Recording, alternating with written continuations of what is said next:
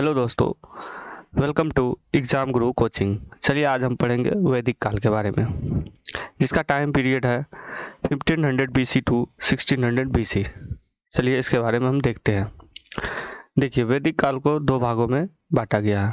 पहला है पूर्व वैदिक काल, अर्ली वैदिक एज, जिसका जो कालखंड है, जो समय है, वो 1500 BC से लेकर के 1000 BC तक है। और दूसरा है पोस्ट वैदिक एज, उत्तर वैदिक काल, जिसका कालखंड है 1000 BC से 600 BC तक। देखिए, ये जो वैदिक काल है काफ़ी ज़्यादा विकसित और शिक्षा के क्षेत्र में यह काफ़ी ज़्यादा विकसित हो चुका था। लिटरेचर के काफ़ी ज़्यादा डोमिनेंस थे।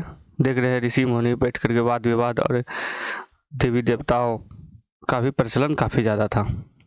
चलिए नेक्स्ट देखते हैं।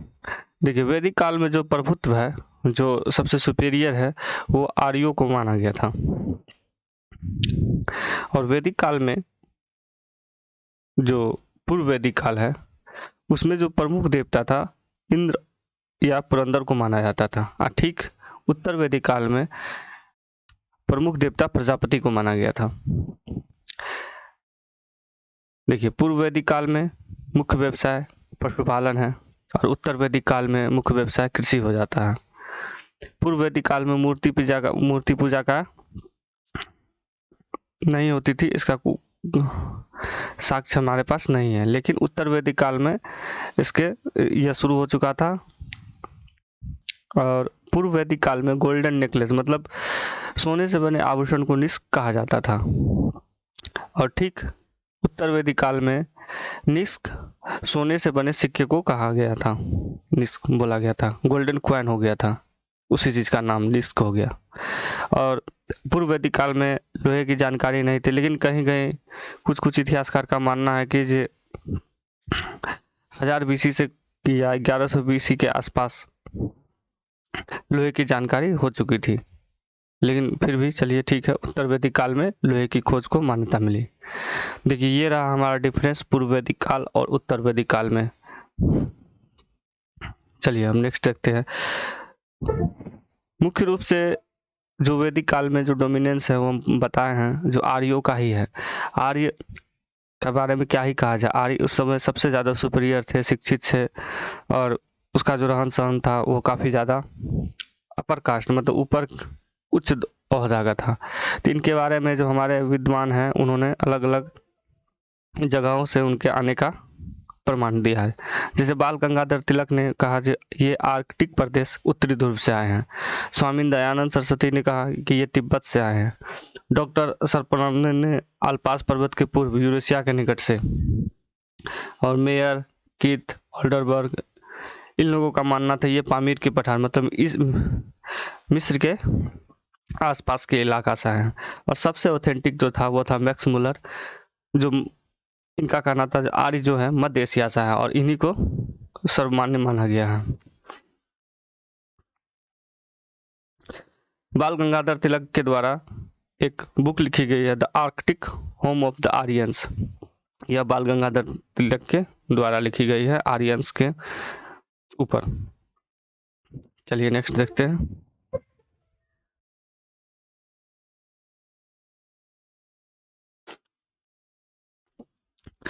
वैदिक काल में काफ़ी ज़्यादा वेदों का, उपनिषद का, पुराणों का निर्माण हुआ, क्योंकि वेद का मतलब होता है नॉलेज, और इसके निर्माता आर्य को माना गया है। आर्य जो थे उस समय काफ़ी ज़्यादा सुपीरियर थे और काफ़ी ज़्यादा शिक्षित थे। आर्यों की जो मूल भाषा थी वो संस्कृत थी, और जितने भी लिटरेचर हुए उस समय वो संस्कृत में लिखे गए, और संस्कृत उस समय की उच्च भाषा थी। चलिए हम नेक्स्ट देखते हैं। और वैदिक पीरियड में जिसका समय है 1500 BC टू 600 BC, इसमें देखिए जो डिस्कवरी हुआ या खोज हुआ, लिटरेचर, मंत्राज, प्रार्थना, जो देवी देवताओं को समर्पित होते थे उनके बारे में था। और सबसे फेमस लैंग्वेज संस्कृत था। चलिए देखते हैं, नेक्स्ट देखते हैं।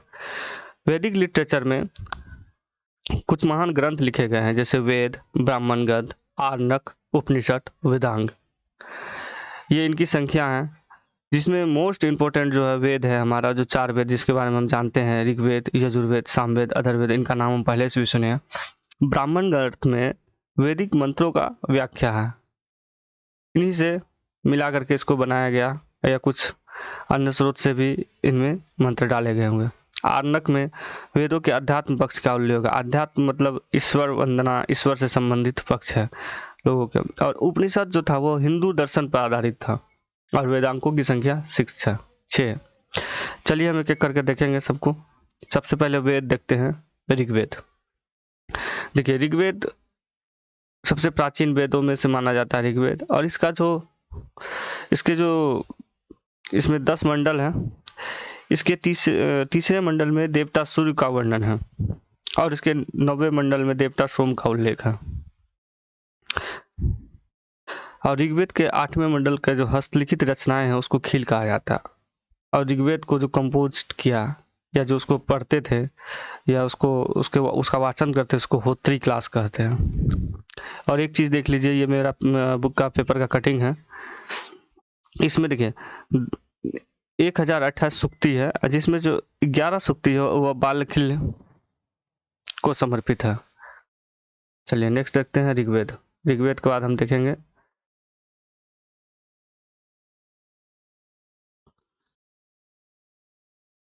सामवेद। सामवेद का अर्थ होता है, शाम का अर्थ होता है संगीत गायन। इसमें 20 चैप्टर है और कुल 1810 मंत्र हैं। यह मुख्य रूप से संगीत और गायन से संबंधित मंत्र तथा उनका वर्णन है इसमें, सामवेद में। और इसमें बताया गया कि मंत्रों के गाने वाले पुरोहित को उदात्री कहते हैं, उदात्री। चलिए मेरा नेक्स्ट है, देखते हैं यजुर्वेद। यजुर्वेद, इसे पूजा पाठ और यज्ञ के समय जिस मंत्रों का वर्णन किया जाता है या विधि विधान का वर्णन किया जाता है उसका उल्लेख इसमें मिलता है। और यह एक ऐसा वेद है जो गद्य एवं पद दोनों है, मतलब पोएट्री एंड प्रोज, मतलब कविता और कहानी दोनों के रूप में है। और इसमें एक खास बात है, जो पशु बलि जो भगवान के सामने दिया जाता है, उसके जो विधि विधान है, उसमें उसके जो उच्चारण है मंत्रों के, उसका वही वर्णन है। तो हम इससे कह सकते हैं उस समय पशु बलि का प्रावधान था। लोग भगवान को खुश करने के लिए पशु की बलि देते थे। और इसे अथर्व वर्ग के द्वारा इसे लिखा गया है, और जो इसको पढ़ते थे उसे अथर्व कहते थे। ये है मेरा पेपर का कटिंग, इसको आप लोग पढ़िएगा, देखिएगा अच्छा से, इसको डाउनलोड करके। सबसे बाद का जो वेद है वो अथर्ववेद है, मतलब इसकी रचना सबसे अंतिम में हुई है। इसमें जादू टोना, सम्मोहन विद्या इत्यादि के बारे में इसमें बताया गया। और इसमें एक और ख़ास बात है, इसमें आयुर्वेदिक जड़ी बूटियों का भी उल्लेख है। यह वेदों में सबसे अंतिम वेद है। इसमें आपको पहले से भी पता होगा, जो जनपद हुआ करते थे मगध साम्राज्य के से, मौर्य साम्राज्य के पहले, तो उसमें उल्लेख है मगध तथा अंग जैसे जनपद का भी इसमें उल्लेख है अथर्ववेद में। सभा और समिति जैसा एक काउंसिल होता था, उसका व्याख्या है, जिसके बारे में आगे हम पढ़ेंगे। इसमें 20 कांड और 731 सूक्त तथा 5987 मंत्रों का संग्रहण है। चलिए इसको पढ़िएगा।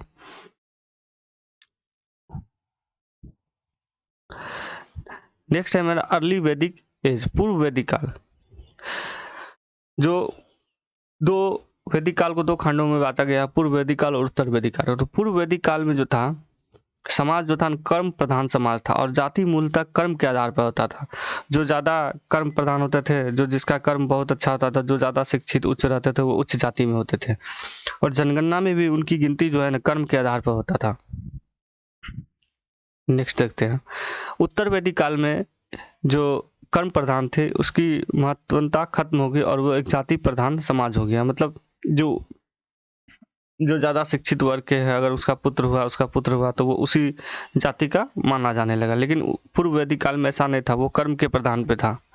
लेकिन उत्तर वैदिक काल में यह एक जाति प्रधान समाज बन गया। और इसमें 4 कास्ट का यह 4 कास्ट में डिवाइड हो गया, 4 कास्ट सिस्टम में डिवाइड हो गया। 4 कास्ट सिस्टम क्या था? ब्राह्मण, क्षत्रिय, वैश्य और शूद्र। ये सबसे पहला कास्टिज्म सिस्टम का हमारे पास साक्ष्य मिलता है। देखिए, ऐसा माना गया है जो ब्राह्मण सबसे ऊपर ओहदे का दर्जा था, उससे नीचे क्षत्रिय योद्धा जो राजा महाराजा हुआ करते थे, और ये उससे नीचे वैश्य, चरवाहा, व्यापारी, शिल्पकार जो व्यापारी करते थे, और उससे नीचे शूद्र होते थे जो खेत मजदूर और नौकर हुआ करते थे।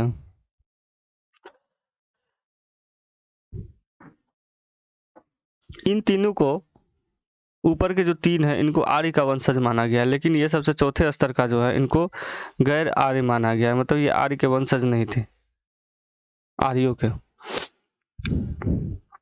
ये चलिए नेक्स्ट देखते हैं इसकी उत्पत्ति। आर्यों का मानना है जो भगवान के बाद दूसरा स्थान उन्हीं का है।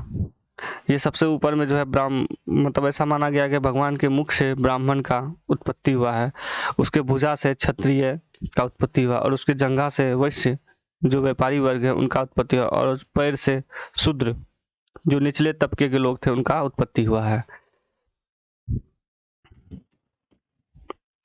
थोड़ा सा बोरिंग चैप्टर है, लेकिन क्या कीजिएगा, पढ़ना तो पड़ेगा।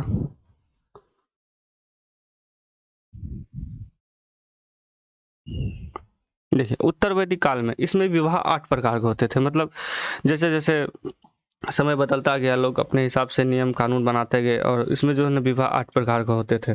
जैसे आपने सुना होगा गंधर्व विवाह, स्वयंवर विवाह, इस तरह के 8 प्रकार के होते थे।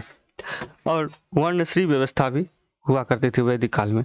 इसमें ब्रह्मचर्य के लिए 25 वर्ष, गृहस्थ जीवन के लिए 26 से 50 वर्ष, वामप्रस्थ के लिए फिर 51 से 75 वर्ष, और संन्यास जीवन के लिए 76 से 21 वर्ष की उम्र माना गया, 100+। ये उस समय के विधि व्यवस्था थे। देखिए, वैदिक सोसाइटी के बारे में हम अभी पढ़ेंगे, जिसकी क्या कैरेक्टरिस्टिक्स थे और क्या क्या गुण थे। वैदिक सभ्यता जो था यह पितृसत्तात्मक समाज था। इसका जो मुख्य देवता था वो इंद्र था, और इसे पुरंदर भी कहा जाता था। और इन लोगों का मुख्य पेय पदार्थ सोमरस था, जो विभिन्न प्रकार के फल को मिला करके बनाया जाता था। और वैदिक युग एक ग्रामीण सभ्यता थी। लोगों का मुख्य पैसा पशुपालन एवं कृषि था। गाय को सबसे पवित्र एवं पालतू जानवर माना जाता था। और ग्रामीण स्तर पे जो असेंबली होती थी, जो प्रशासनिक व्यवस्था का एक भाग है, उसे सभा कहा जाता है। इस सभा में समाज के अमीर लोगों की संस्था थी। समाज मतलब ये जो ग्रामीण असेंबली होता था जिसे सभा बोलते थे, इसमें समाज के अमीर लोगों की संस्था थी। लोग बैठते थे और वाद विवाद करते थे। और इसी के दूसरी तरफ private counsel of the king, मतलब राजा के जो कुछ मुख्य सलाहकार होते थे, जो मंत्री परिषद जिसको बोल सकते हैं, उसको हम लोग समिति बोलते थे।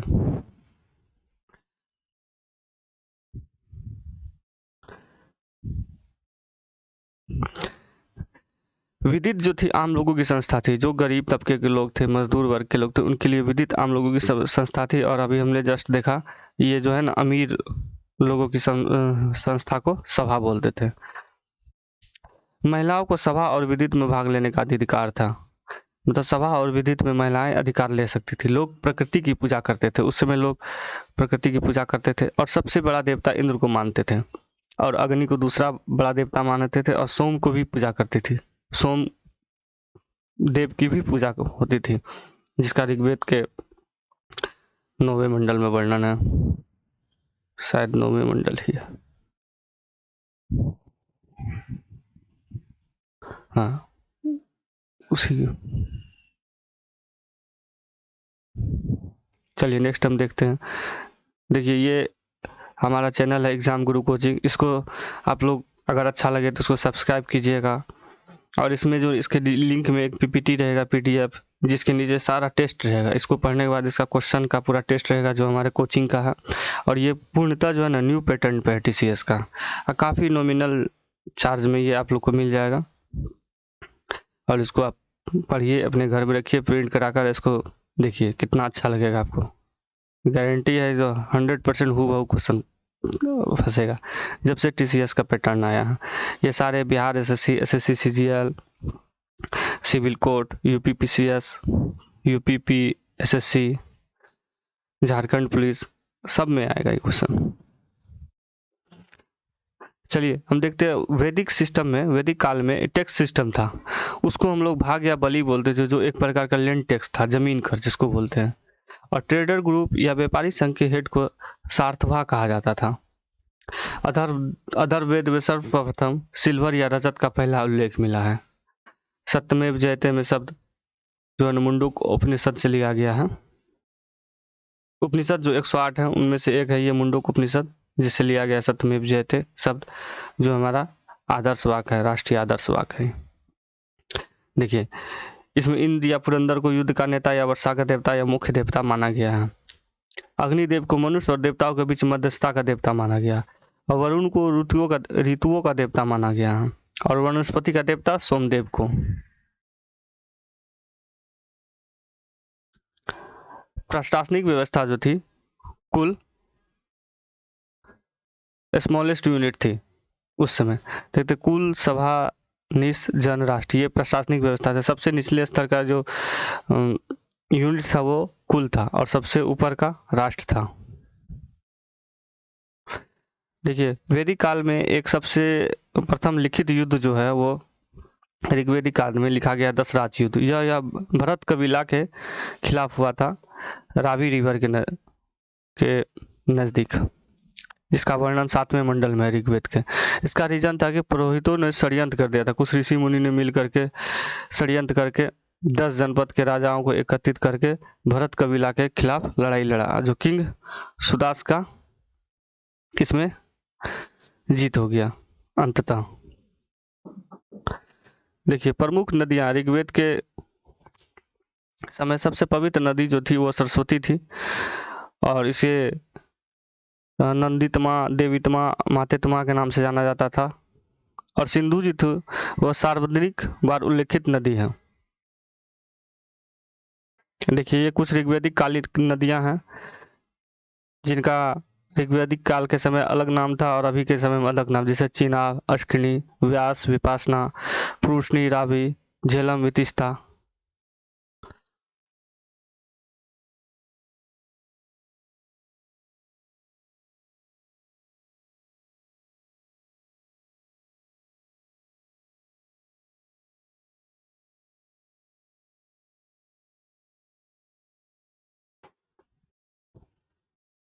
चलिए हमारा क्वेश्चन है, इसको देखिएगा आप लोग, इसके नीचे सारा आंसर है, इसको मिला करके लिखिएगा, इसको आप लोग डाउनलोड कर लीजिएगा लिंक के नीचे से, आपको मिल जाएगा ये। चलिए ठीक है, तब तक के लिए मिलते हैं नेक्स्ट वीडियो में। Thank you.